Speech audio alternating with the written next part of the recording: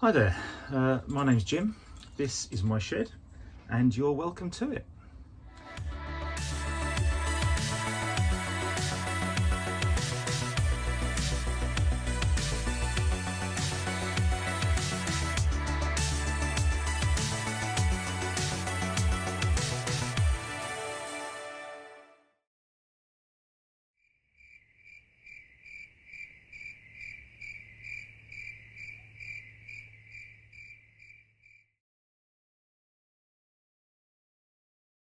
Hi there.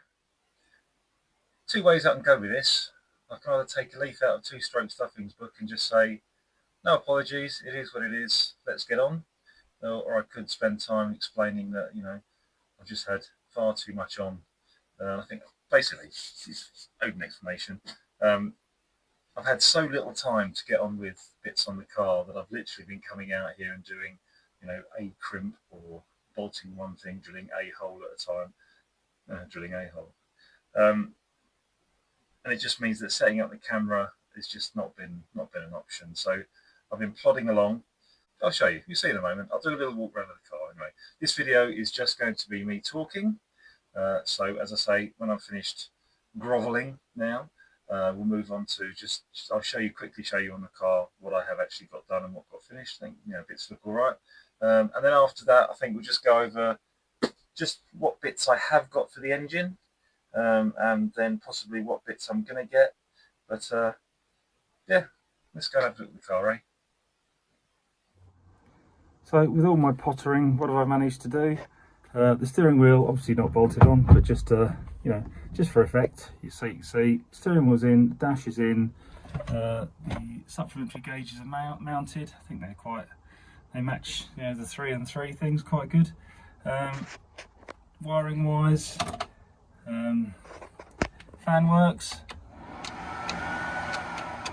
The heater's connected to its cable, so unfortunately there wasn't room under here because of the way the pipes come out the heater, and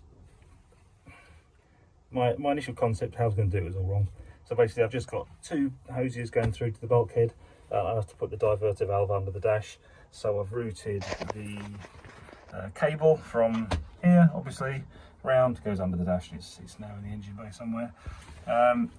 All the dash illumination works, so all this, and I know anyone who's watched Home Built by Jeff or Project Binky or any of that might say, oh, that illumination looks terrible, but basically I think it looks pretty, it all matches, pretty period. So I'm quite happy with that. And everything seems to work. So we've got horn, we've got indicators work, got wipers are working. So can you hear those? Oh, that's not the wipers, is it? Can you hear that? Don't know if you can, but anyway, trust me, they're working. So yeah, everything under here seems to be done. I mounted the clutch save cylinder properly, what you can see, and also hardwired it in. So there's a pipe from the master cylinder through to bulkhead fitting over here, and that goes through to a braided hose, and the small little reservoir is mounted for the clutch. So the clutch is all done. Obviously not done these yet because I need to finish under here, and the eagle-eyed among you will notice that I do not have a accelerator pedal yet, and that is because, to be honest, I don't know exactly how I'm going to do that.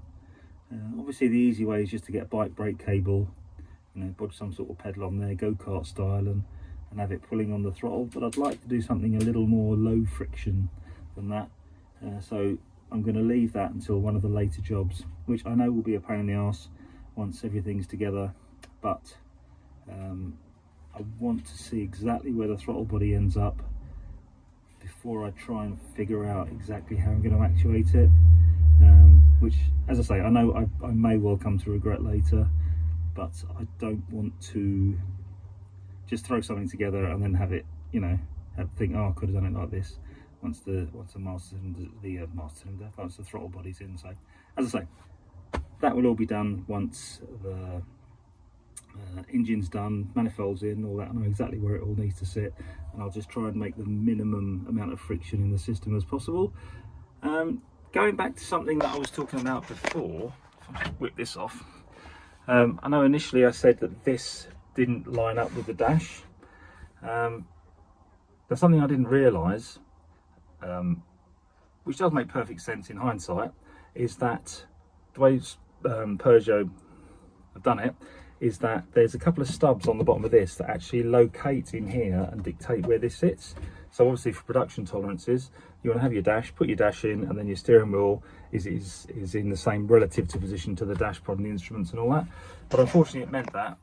I still won't say that the way I moved the steering across, so just went to the middle of the car, mirrored the angle and the position of the existing mount, I'm not going to say that was wrong. But unfortunately, when you couple that with modifying this and that, nothing lined up quite well. So I had to make an adapter plate to move the steering column out and forward slightly, out and to the right slightly. So it's not actually perfectly in the middle of the car, unfortunately. But you know, what can you do? The position that this ended up dictated the position the steering wheel had to be. So it's about ½ an inch off the centre of the car, which you're not going to notice, and you know, I'm happy with that. But that was the trials and tribulations I had with that. So as I say, I had to make a whole new adapter plate to mount the whole thing further forward and out. So that got done, and it means that everything goes together nicely now. So I think that looks pretty much like a standard 205 centre driving position dash. So in the engine bay, you can see steering's in, battery's mounted. Luckily I managed to mount it where all the existing wiring would fit, so I don't have to modify any of that. There's the two stubs for the inlet pipes, the heater pipes to mount to. And I managed to initially get my in and outs marked the wrong way around, but they're the right way around now. And then somewhere under there is a bulkhead fitting which is attached to a piece of dash 3 braided hose, which will ultimately feed the clutch slave cylinder. So I want to know where that is, I'll cut this to length and put an end on it, and that'll be that. So, you know, a few bits and bobs done under here. Doesn't look like much though, does it? So there you go. Interior's looking good, I must say. I know obviously it's got a lot of work left to do. Finish the carpet, accelerator cable, was whole linkage, not just the cable. A little bit of wiring, you know, just it's the stereo basically. And then just put the interior trim back together. That's all getting there. I've had, obviously, see if you saw the video before, I've had the seat in, so that does fit. So yeah, that's largely done. Not finished, of course, there's things never are. But anyway, right, I said engine. Right, so what have I got? Engine-wise, so we've got bearings, rings. I bought my new oversized exhaust valves. So they're in.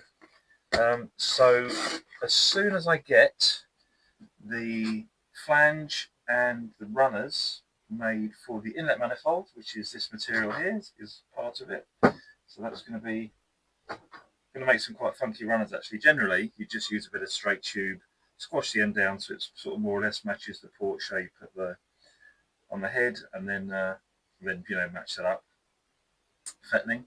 But I'm actually going to do something a bit nicer than that. I'm going to give some nice tapered runners. So you'll see that next video. I will actually have some fabrication on that, and hopefully I'll get that soon so that the head can go off for porting, and as I say, have the valves cut in. I've got my injectors, all the bits from my oil system, so remote, filter housing, oil thermostat, and the oil coolers in here. I've got my nice lovely 70mm eBay cheapy throttle body. It'll do the job nicely. So that's that. And then, I mean, you've seen all the engine bits down there. I haven't started any of those yet. I haven't got around to that. Not had a chance.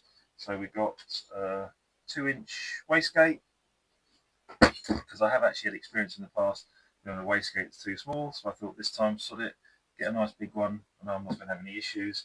Even though the turbo is a tiddler. Now, I freely admit that this turbo is not going to make 350 horsepower. I know that. This was basically left over from when I started doing it, and it was just going to be a real budget build. So I've got a fabulous max speeding rods T28 type things, about 110 quid or something. It was, when I bought it, just ridiculous. But wanted to use an external wastegate, didn't want the internal wastegate. So initially, I bought this housing, which is a 0.64 AR, probably a little bit big for a 1500, but the turbo is about the right size for this initial spec anyway. So then I got a T28 housing, which unfortunately, or a GT28 I should say, which unfortunately didn't mate up with the turbo. So I had to make an adapter ring and then these fancy bits, these sort of big spacers to actually clamp it all together. But that's on there now. And then I thought I'd rather not use the 4-bolt flange. I don't want the turbo bolted on. The V-band's better for that. So what did I do? I bit the bullet and I bought another exhaust housing. So I got this one. So it's a 0.57 AR, which is better for this spec engine, for the initial spec anyway. 0.57 AR and V-band in and out.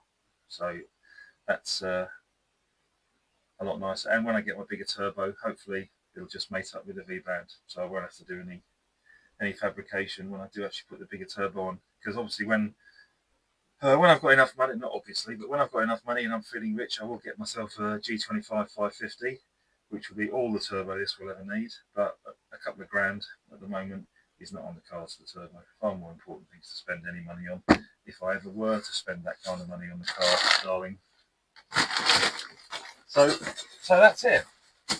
So we've got some of the big bits. I mean, I do have to get a clutch. That's going to be the thing. I spoke to CG Motorsport, who basically offered me either, I think it's basically their stage paddle clutch, stage 3, whatever they called it, which they only reckon was about 40% increase in torque rating. It's nowhere near enough for this. Or the other option was a twin plate with a flywheel for about 1100 quid, which isn't going to happen either. So clutch at the moment, a little bit stuck. I'm going to get onto Helix, see what they do. Because I had one of their clutches on my Golf Turbo in the past, and that worked a treat. Even as a paddle, solid centre, and I drove it around Cornwall up and down hills and all that. It's good as gold. So I know they're good stuff. Many years ago, but it was great. But again, I think I've mentioned before, I'd really rather go with an AP twin plate, so a small diameter, 7.25. Obviously, it's only a 200mm clutch as it is, so it's not that much smaller, but it'd be a lighter rotating assembly. I'll get more weight out of the flywheel.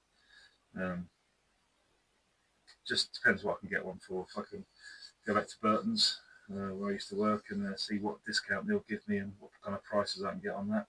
But that's something I do need to do. So the next big expense is going to have to be buying myself a clutch, so that I can then do the crank, lighten the flywheel, balance the whole assembly, and then that'll be the rotating assembly done. So all that rambling aside, I think you can see bits. In terms of bits, I'm getting on. I did get more material to make the plenum for the inlet manifold, but they supplied the wrong thickness material. So I'm waiting for the correct thickness to arrive, but that's going to be a later job. Basically, I'm going to make the plate that bolts onto the head, my new runners, and get those on so that they can go on the head. That can all then be ported through as one. As I say, cut for the bigger exhaust valves. Bit of porting out, because the ports are quite small for the size of inlet valves. The actual individual inlet runners are pretty tiddly, so they need to be opening up a few mil, probably 2 or 3 mil each. I think something like that. But, yeah, again, so I need to get the inlet manifold done first. So next video will be some fabrication, I promise, and it will be me making the runners and the flange to bolt onto the head, so that the head can go off and modifying. So does that count as exciting? I think it does. Back to normal? I certainly hope so. And I will hopefully see you in a couple of weeks. So all the best.